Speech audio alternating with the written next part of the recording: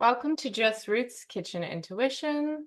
My name is Brooke, and I'm going to be walking us through a really simple, delicious roasted acorn squash recipe. Today, we're going to be using sweet Italian sausage, rice, apple cider, and lots of spices and herbs that are wonderful and reminiscent of fall. We're going to go ahead and jump right in so we can finish up in time. And I just want to share that this recipe is really easy to do, and you can interchange a lot of the ingredients. You don't have to use acorn squash. You can use a number of different squash. I got a kabocha, a sweet dumpling. You could also use butternut, though it has a smaller sort of pocket to fill, and you'll see that as we get more into the recipe. You can also substitute the rice in this recipe for quinoa or a different grain that you like. The apple cider is really going to bring a sweet, tangy flavor to our rice, but you don't necessarily need to use that. You can try out different herbs, and I'll walk through some of the ones that I'm interested in using with this recipe. You can use hot Italian sausage or really any kind of sausage. If you only have sausage with the casings, you can remove it from the casing. And yeah, let's get cooking. So supplies. I have a cutting board and knife as always.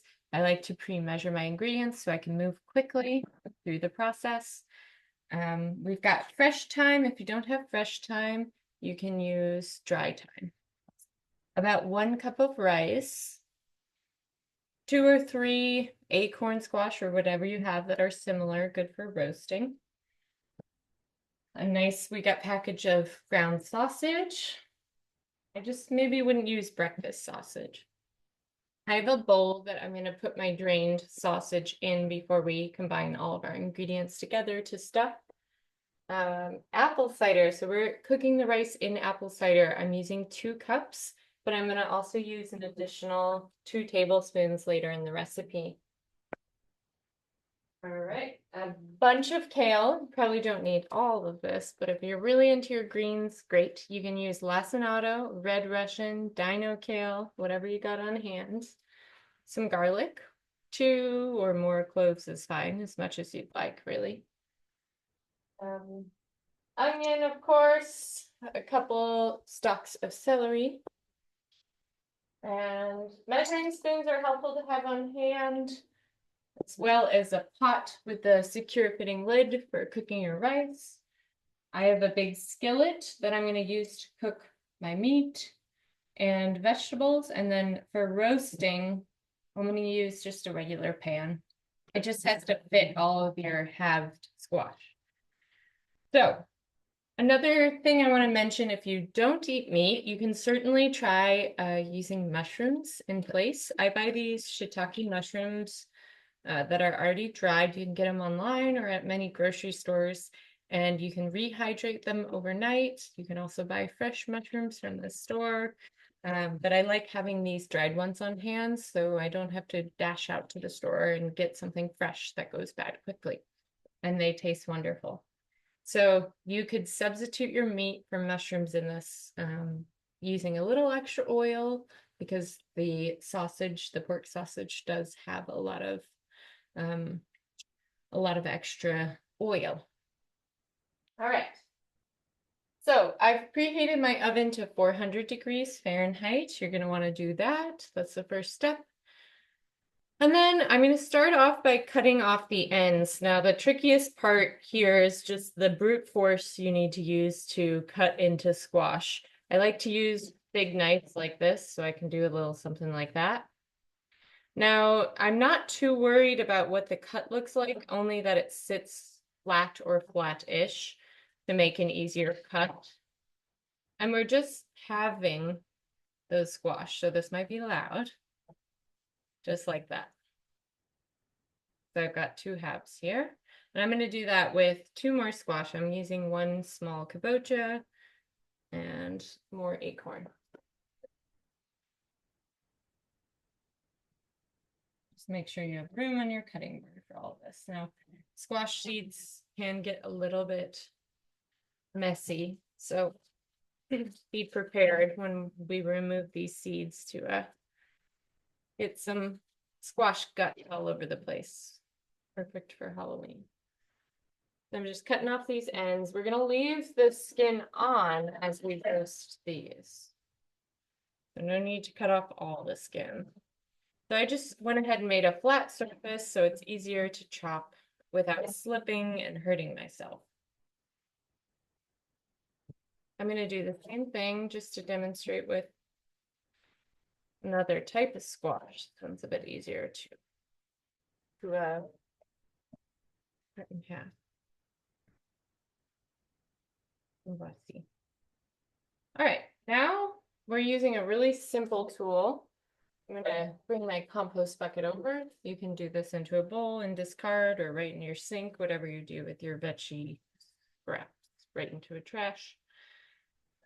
And we're just gonna use our spoon to gently scrape the insides and remove these seeds. With acorn, they usually come out so easy. Voila, just like that. Scrape and toss.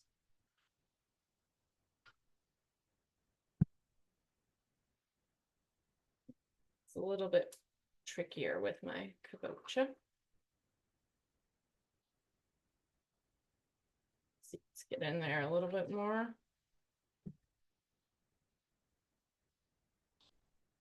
Yeah, and you do want to make sure you get out all these seeds. It's not super fun to bite into a seed.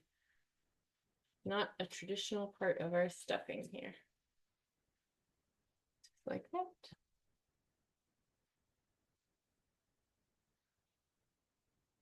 And yeah, as mentioned before, you can certainly do this with butternut squashes, though I suggest making sort of a bigger pocket with your spoon, digging out more of the flesh so you have more room for stuffing.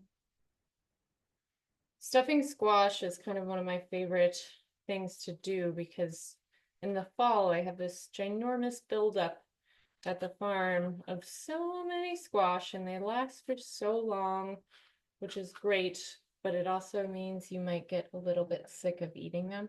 And when I stuff it, when we stuff it, we can change the spice, the flavor profile. You can do a Mediterranean style stuffed squash. You can do a Mexican style stuffed squash. There's so many variations you can do, which is so nice. I'm gonna give my hands a little bit of a rinse.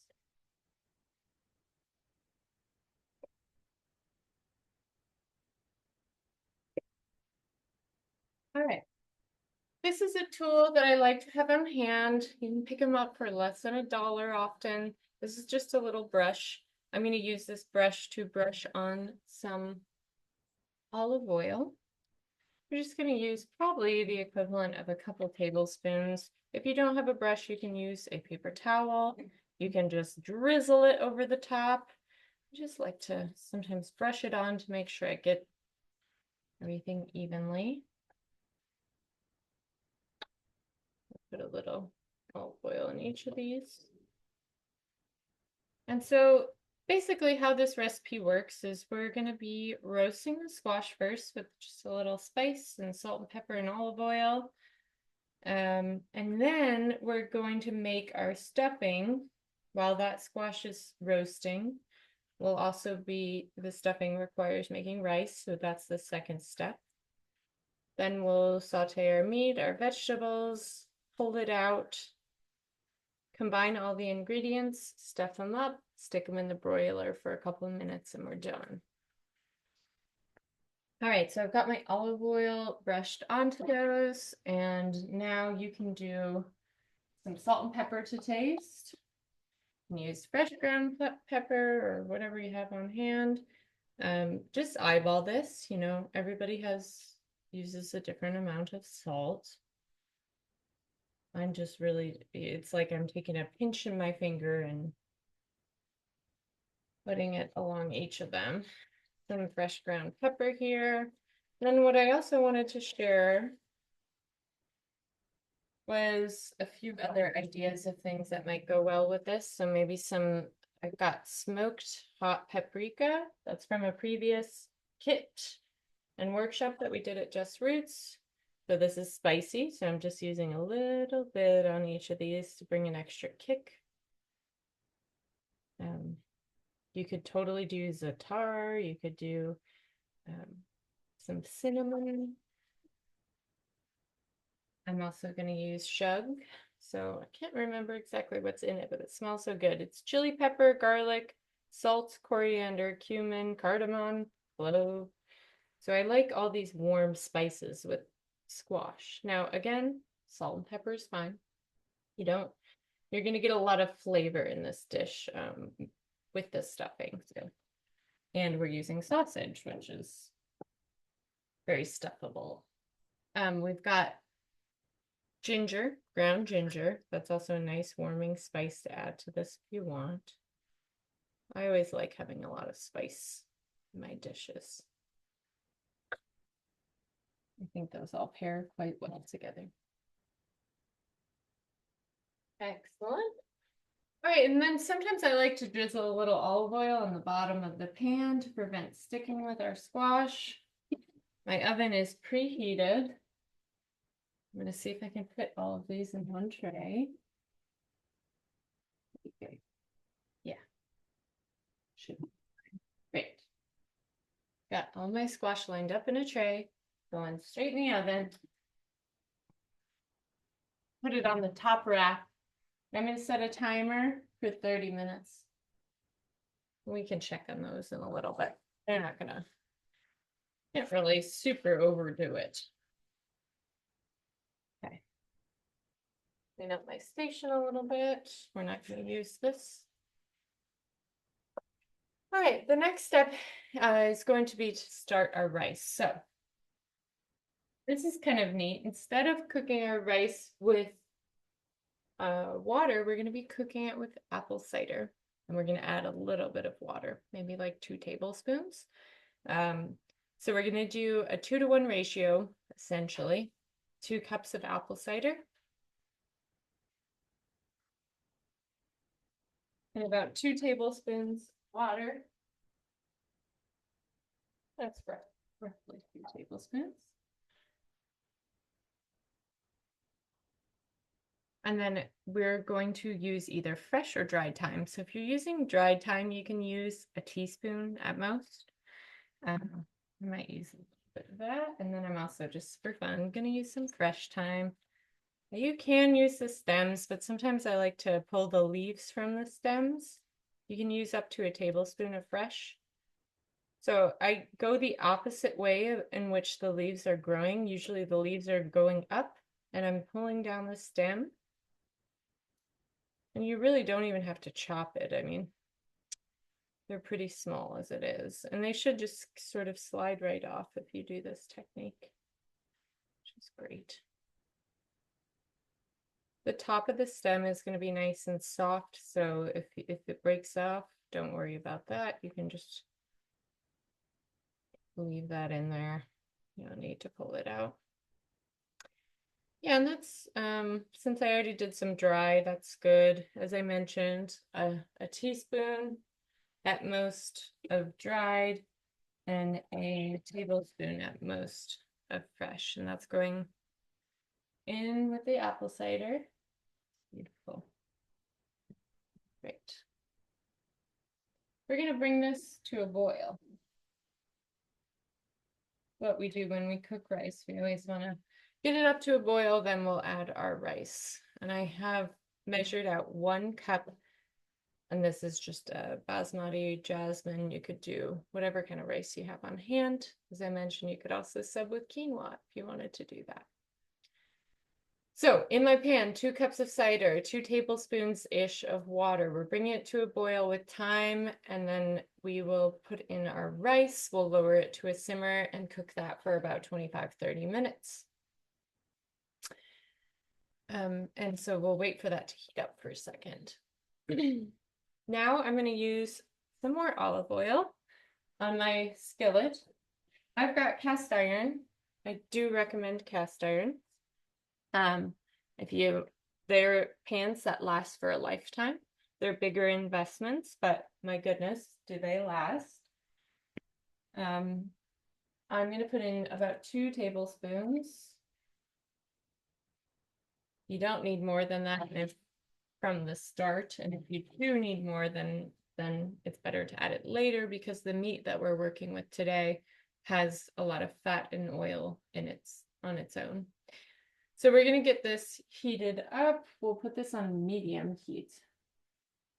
So our pot of apple cider is on high. The pan that's gonna cook the meat has 2 tablespoons of olive oil, and that's gonna be on medium heat. That's getting nice and hot for us, and then we will add our sausage, cook it fully. It'll take about 5 minutes, and we're going to remove that sausage, and I'll explain that process when it happens. While we wait for that pan to heat up, you can certainly start chopping some of your vegetables. So there's nothing perfect.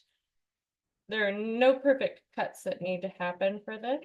I'm going to be I chop my celery in half, and then I'm going to go along it horizontally and just make small cuts. We're putting it in a stuffing, so small cuts is great.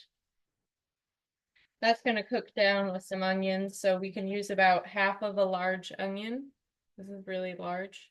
So if you had smaller ones, maybe, you know, do your math to make an equivalent of half of this large onion.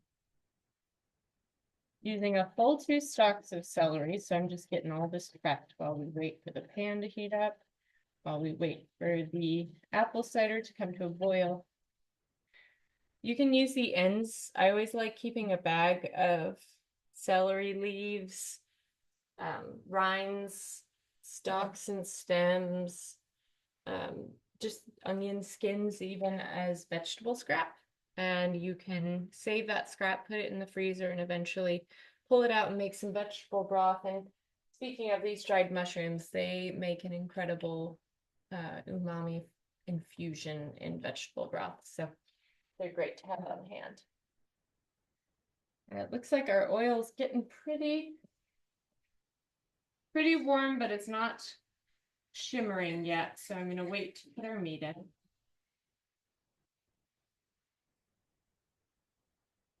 And we should be getting close with that apple cider.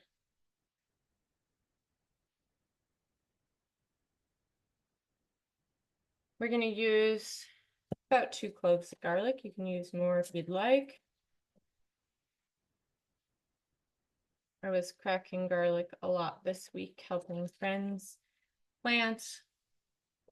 And I decided that over time, if you're cracking a lot of garlic, it's nice to just use a knife like I just did.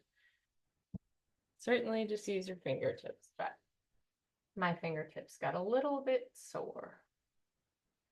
I'm just peeling that garlic. We're going to mince it.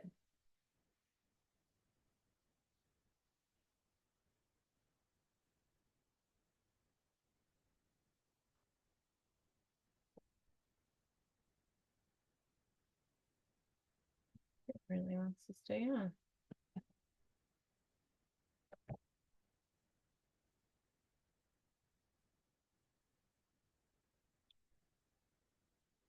For those who don't know, it's interesting. Garlic gets planted the fall before the upcoming season. So we are planting our garlic now, and it won't be consumed or pulled out of the ground until summer, and might not be consumed until as late as, you know, this spring, if you do a good job planting enough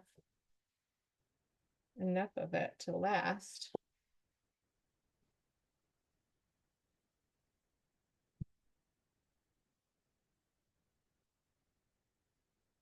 All right, at this point, and take a little pause because I think our pan, I see the shimmering. So it's time to toss in our sausage.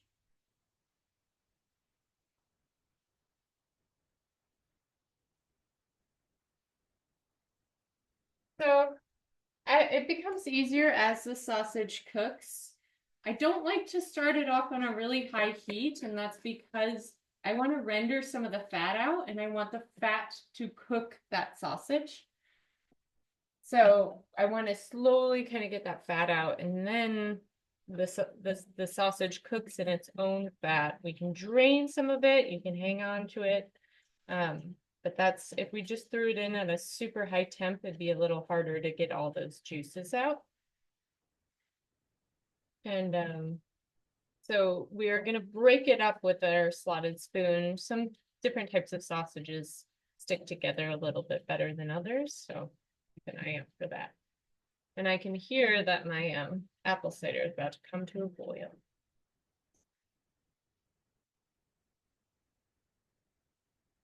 These knives are really fun to work with. I honestly find them a little bit easier than traditional cooking knives. These wide blades, they're just so versatile.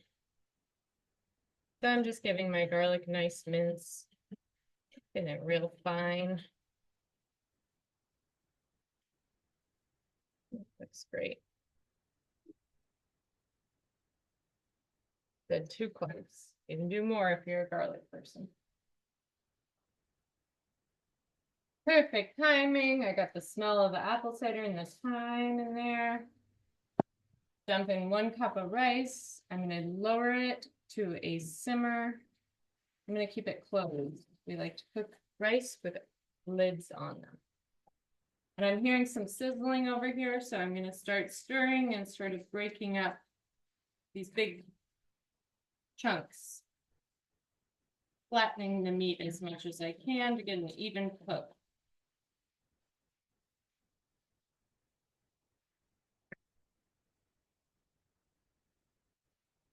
So Italian, sweet Italian, hot Italian. I've done stuffed squash with so many different types of sausages. All right, so garlic, just setting aside so I can add it later. And I'm gonna do a half of my onion here. Very big onion. You may end up with some extra stuffing, you may not, depends on how big sort of the cavity is of the squash that you're working with. And you can always just surround your squash in that pan. That's why I like using a baking pan that has rims, because you can sort of fit the rest of your stuffing in around your squash if needed, sort of like a casserole. So I left the root hairs attached to make the chopping process a little bit easier. I like to go through and make a couple horizontal cuts.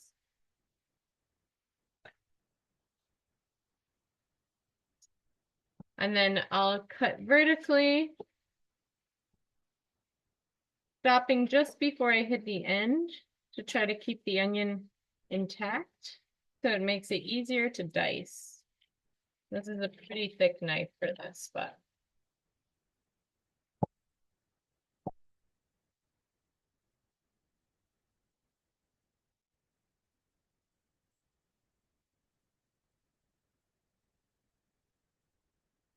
okay. And then when I come along the side, I'm already diced in very even sized pieces.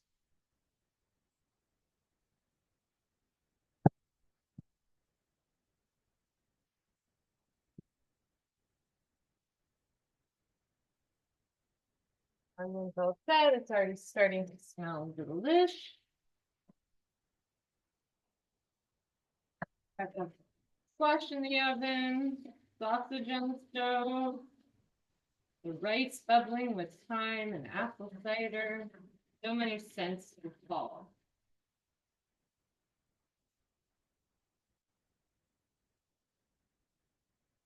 So yeah, if you were doing mushrooms, I would probably cut them up however you want. You could dice them. You could just slice them. Add some seasoning and spices that you like and sort of fry them up and remove them from the pan to add to the stuffing later.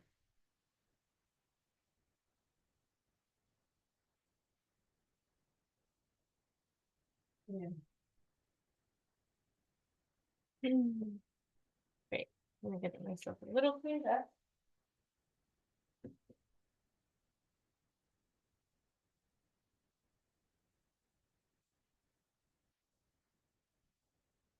Now you don't want this bubbling too hard, so turn it down if it looks like it's going to overflow because there's sugars in it. It's more likely to bubble a little bit more, so just keep that in mind that a lower temp than you usually cook rice might be helpful in this circumstance.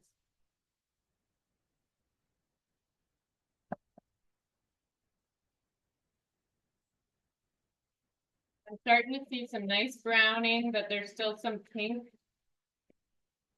on my sausage here, so I'm going to continue to break it up into smaller pieces and let it cook for another few minutes, stirring it constantly if you can.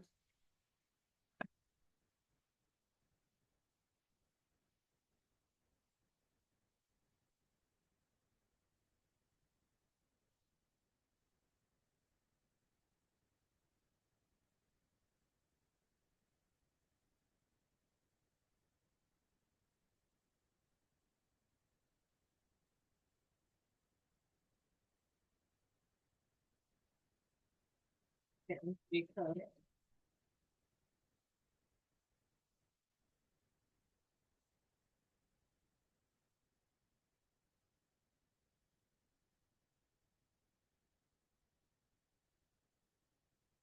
And we do want our sausage to be all the way cooked, even though it is going to go into the oven as a stuffing. We're really using that moment to crisp up the top of the squash more than we are to cook any of the vegetables or meat in. If your rice, if you have it up too high of a heat, you may evaporate water too quickly. So something you could do is add in either more cider or more water if that is something that you need to do.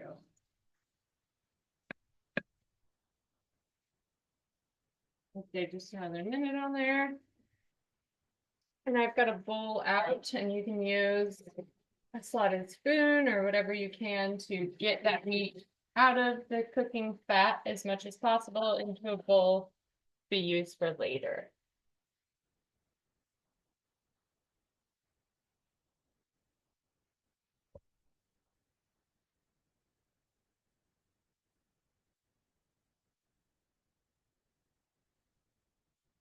I'll be using the rest of this onion. Hang on to that.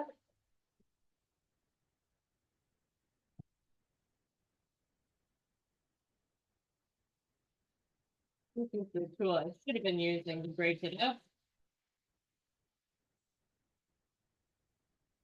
99% cooked here, just giving it an extra minute.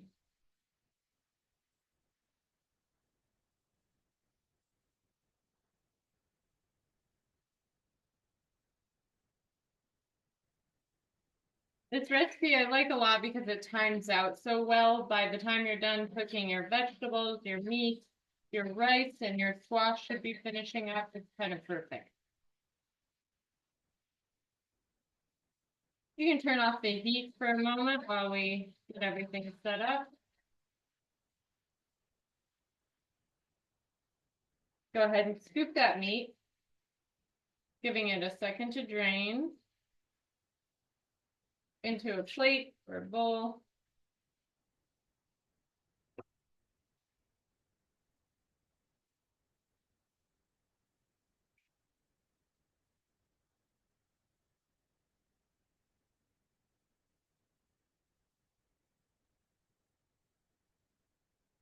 This process might take a minute.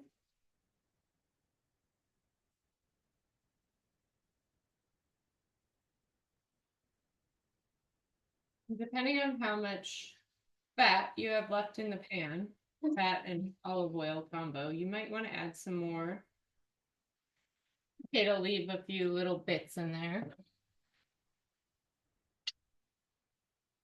I'll maybe add a quarter tablespoon. And the first thing going in that pan are onions.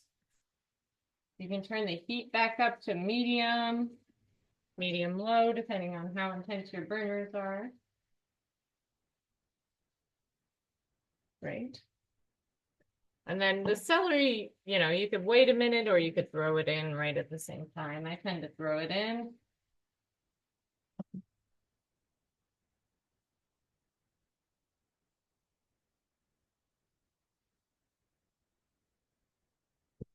Give it a nice stir. I do like to add a pinch of salt at this point because it helps the onions sweat and release some of their moisture. Same with the celery, which we do want. We want a little moisture back in the pan and let it do its thing for a bit. Okay.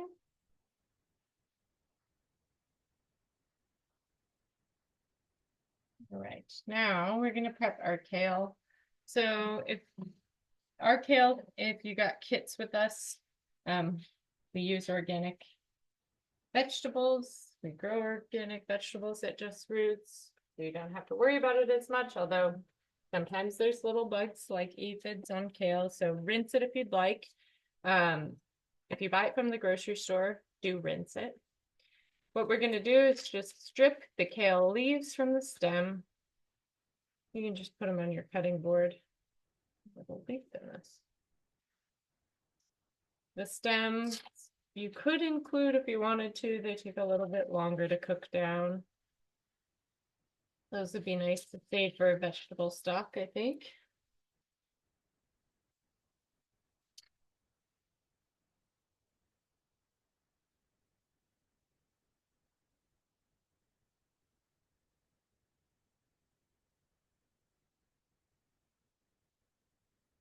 Start right here and see where we're at. So I do this sort of funny method with kale. I'm going to slice it up really thin, where I kind of put it in a ball together and I carefully glide against my finger, making sure not to chop myself. Moving slowly in this part is important. I'm a lefty, but I'm holding the kale with my right hand, firmly securing it. If you're not a self-pull, do the opposite, and then slice into really thin ribbons. And sometimes I like to do a nice little horizontal cut too. So I use about half of a bunch. It really, depending on the time of year, what constitutes a bunch really changes. You'll notice in the summer, often you'll get these huge, well, usually on the edge shoulder seasons, you get huge bunches of kale. And then in the winter time or in the dead heat of summer, you might have kale that only has 3 or 4 leaves in it, or they're small. So really, I'd say about 3 cups max.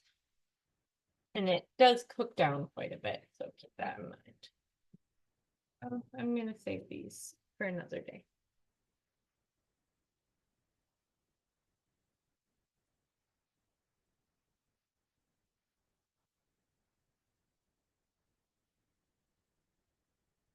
All right. Let's check on the celery. Give it a nice stir. If you want, you can add a dash of black pepper flakes in here. Another thing you could do with this recipe, if you're not super into apple cider, maybe try cooking it in beef broth or chicken broth. That could be yummy. But I really do, it's not as intense as you think it might be once it's been fully absorbed by the rice. Great, so the next thing we're going to add in is our garlic in a second. You can also put more thyme in. If you know you like herbs, add some more thyme. I think the thyme and the apple cider go together so well. So I might put in another pinch of dried thyme or a nice healthy pinch of fresh thyme into the onions with our garlic. We're going to add the kale a little bit later. If you need a little more oil, go ahead and add some more oil. Prevent sticking.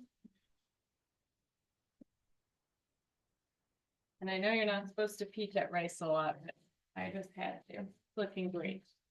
I've got about 7 minutes left on my timer for my squash.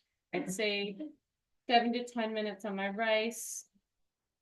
We're doing great. Adding my garlic. I do not want it to burn, so I'm going to stir it in so it gets coated in a lot of the water that's coming off of the celery and onion. Want some moisture.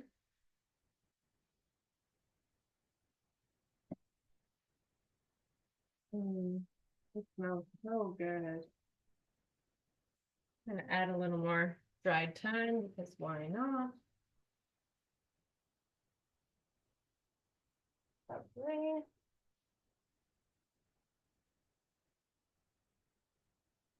Give that another stir. Still on about medium heat.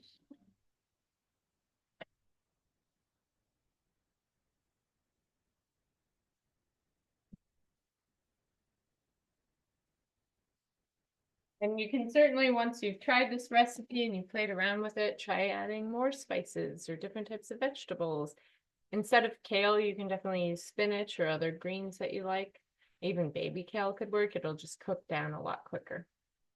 So in a second, we're going to add our kale to that mix. Once the onion has had a little time to break down, we're also going to add some more apple cider. You can always add more oil, more water, more cider if your pan is getting too dry. Just keep it liquidy. Great. So I'm going to give it another stir and then we'll add our kale.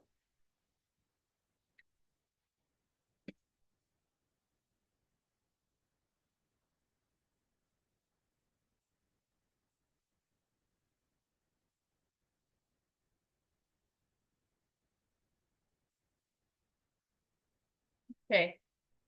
Kale definitely needs quite a bit of liquid to properly break down. 1, 2, 3 cups of kale. So you're actually packing a lot of veggies in this meal, even though it kind of feels like a decadent, almost appears to be unhealthy, but it's not. You could sub butter for the olive oil and get in some extra calories. That would be yummy. I'm just sort of mixing this kale around for a second before I add my apple cider.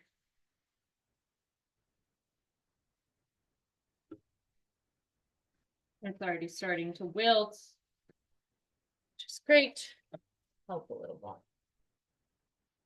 Spread it as evenly as you can. That's a lovely sound.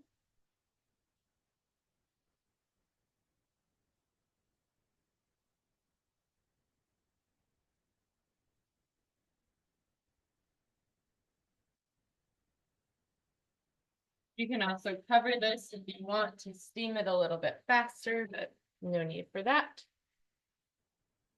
And pretty soon we'll add our half pound of sausage back in there.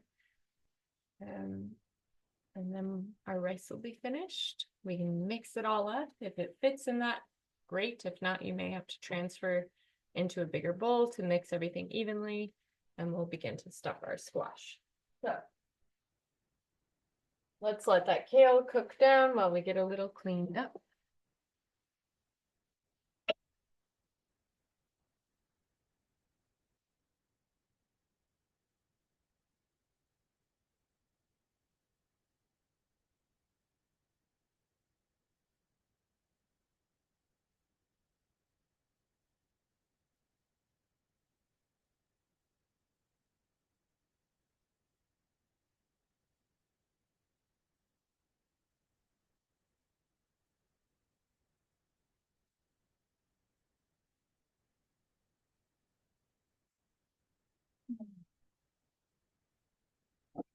Trying to stir. I like using a spatula when I'm cooking because I can really get under everything and flip it.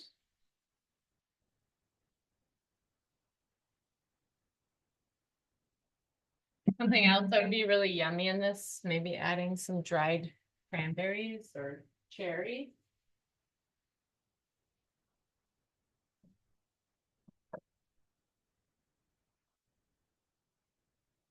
It's a great time to do that. You can add dried fruit, you can add nuts, seeds. It'd all be great. Do it with pistachios or walnuts, get even more protein in there.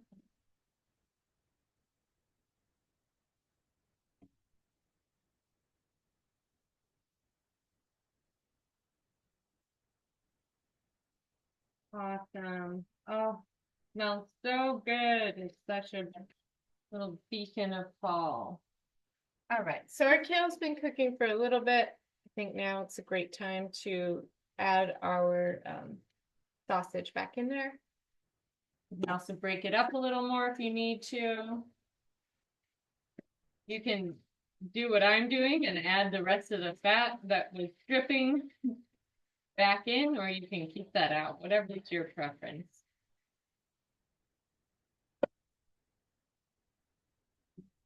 Oh, yes.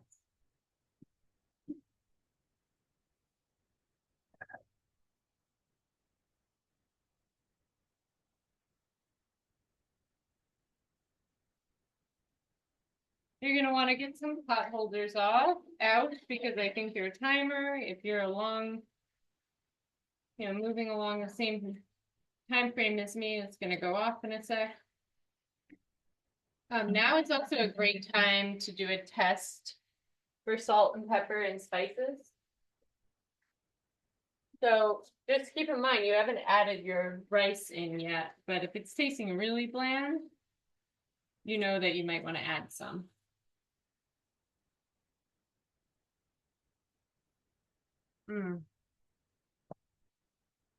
Yum. I'm doing a little more salt, about a 1/4 teaspoon. It's got some nice heat. I'll do a little fresh ground pepper.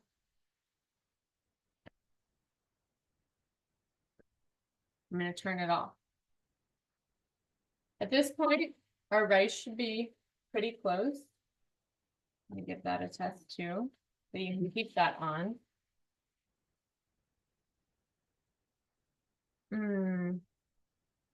Yeah, it's great.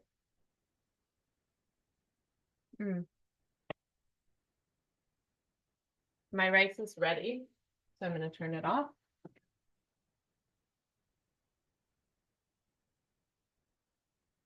Go ahead and get that. Luckily, I've got a big cast iron, so it all fits in here. Transfer without making a huge mess, if possible.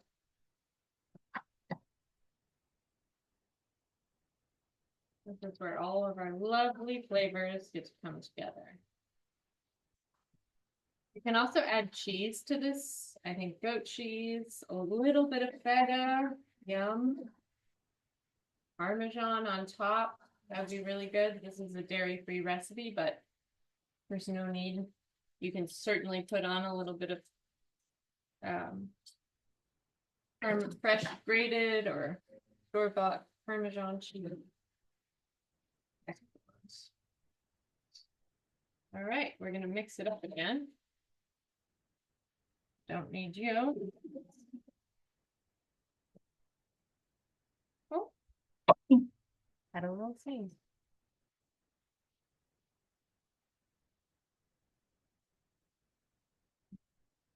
Washing my hands quick. Awesome. Back to stirring.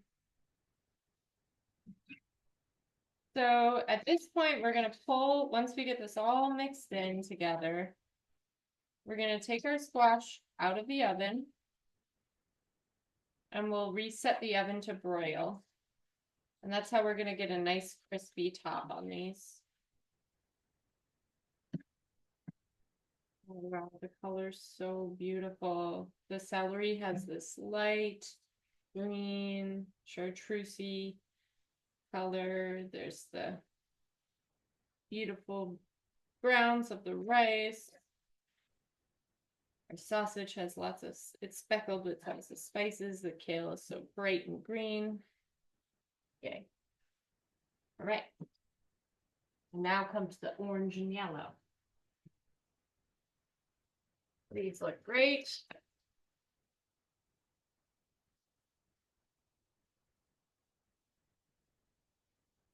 And you can use whatever you'd like to stuff them. A small ladle works really well. A wooden spoon can work. Maybe even a spatula, we'll see.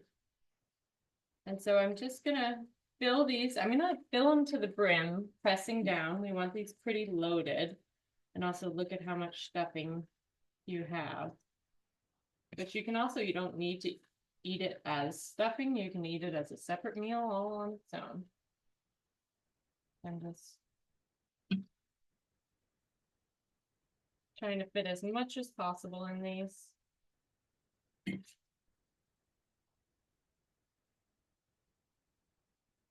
Not missing too much.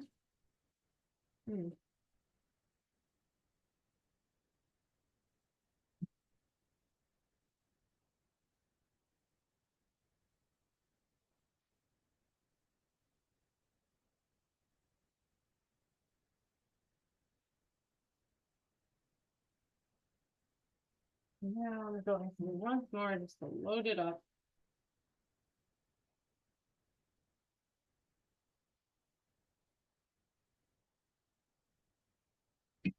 Oh, and I forgot. Don't forget, like me, we're gonna turn it on broil high. And you gotta keep a close eye. I mean, everybody's broil is a little bit different, but you don't want to burn them to smithereens.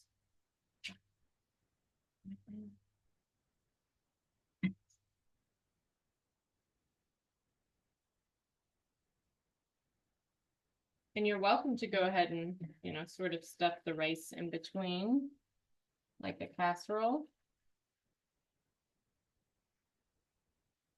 When you toss it in the broiler, if you think you're going to eat it all, or just wrap it up and save it for another meal. I'm going to get it all stuffed in there.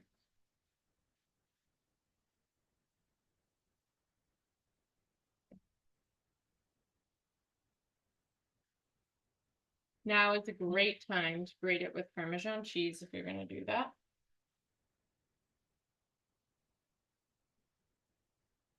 Or to sprinkle on some goat cheese or feta or whatever you want.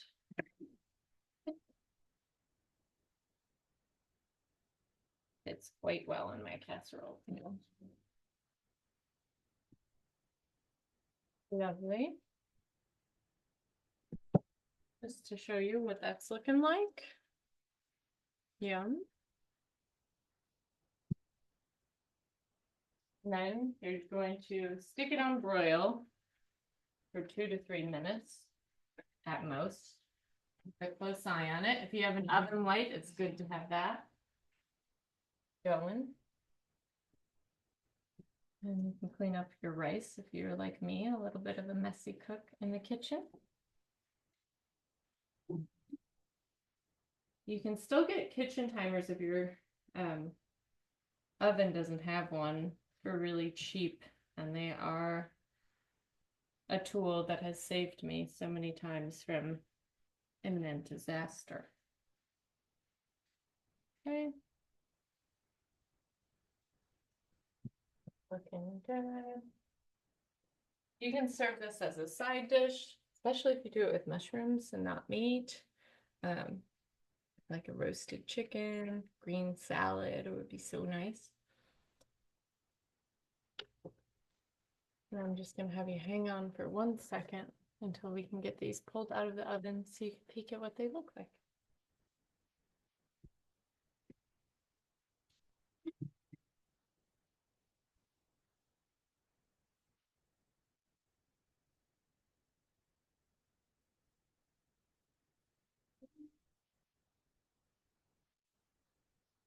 So all in all, this meal takes under an hour to prepare, which is pretty amazing. And it's dealing with some like serious like storage crops. That's why one of the reasons I love it so much, it sort of reinvents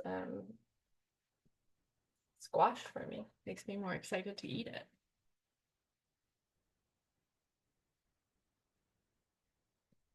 You too.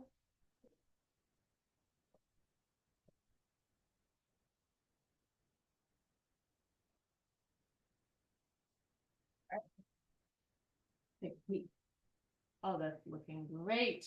All right, I'm gonna pull it out. Now you can leave it for as long as you like before it burns, but this looks perfect to me. I just want a little toast crispy on the top. Oh, that is a big serving of food. Yeah. I can bring you over there. Beautiful. All right, folks, thanks so much for joining Just Fruits Kitchen Intuition. I hope you enjoy your meal and check out some of our other YouTube videos. Take care.